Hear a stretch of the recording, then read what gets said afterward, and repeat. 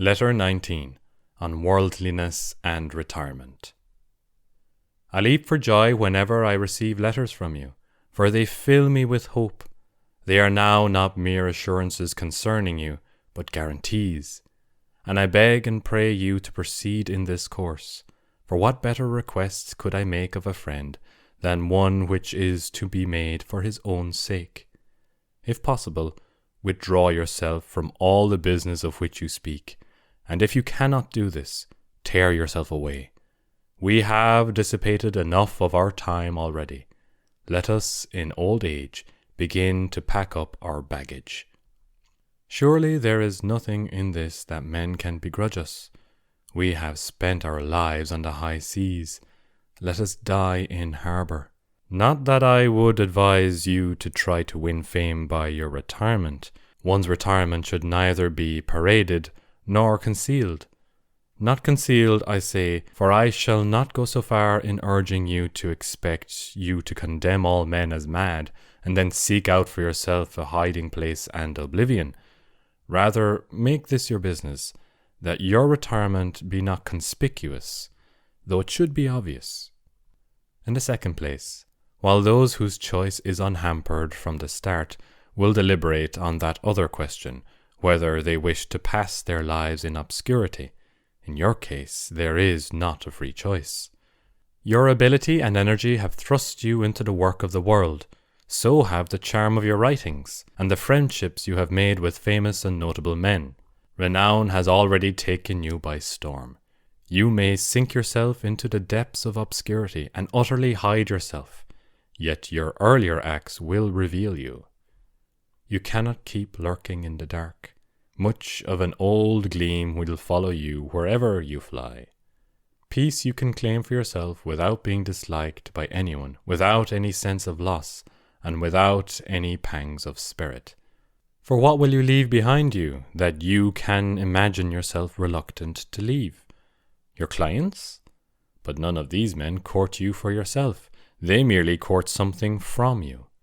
People used to hunt friends, but now they hunt pelf. If a lonely old man changes his will, the morning caller transfers himself to another door. Great things cannot be bought for small sums, so reckon up whether it is preferable to leave your own true self, or merely some of your belongings. Would that you had had the privilege of growing old amid the limited circumstances of your origin, and that fortune had not raised you to such heights. You were removed far from the sight of wholesome living by your swift rise to prosperity, by your province, by your position as procurator, and by all that such things promise. You will next acquire more important duties, and after them still more. And what will be the result? Why wait until there is nothing left for you to crave? That time will never come. We hold that there is a succession of causes from which fate is woven. Similarly, you may be sure there is a succession of our desires, for one begins where its predecessor ends.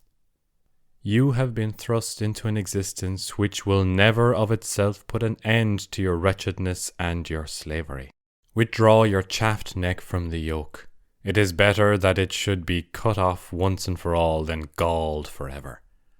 If you retreat to privacy, everything will be on a smaller scale, but you will be satisfied abundantly. In your present condition, however, there is no satisfaction in the plenty which is heaped upon you on all sides. Would you rather be poor and sated, or rich and hungry? Prosperity is not only greedy, but it also lies exposed to the greed of others. And as long as nothing satisfies you, you yourself cannot satisfy others. But, you say, how can I take my leave? Any way you please. Reflect how many hazards you have ventured for the sake of money, and how much toil you have undertaken for a title.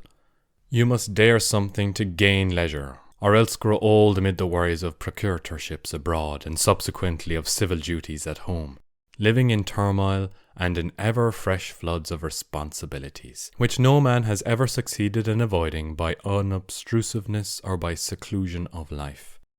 For what bearing on the case has your personal desires for secluded life? Your position in the world desires the opposite. What if, even now, you allow that position to grow greater? But all that is added to your successes will be added to your fears. At this point, I should like to quote the saying of Maecenas, who spoke the truth when he stood on the very summit. There's thunder even on the loftiest peaks. If you ask me in what book these words are found, they occur in the volume entitled Prometheus. He simply meant to say that these lofty peaks have their tops surrounded with thunderstorms.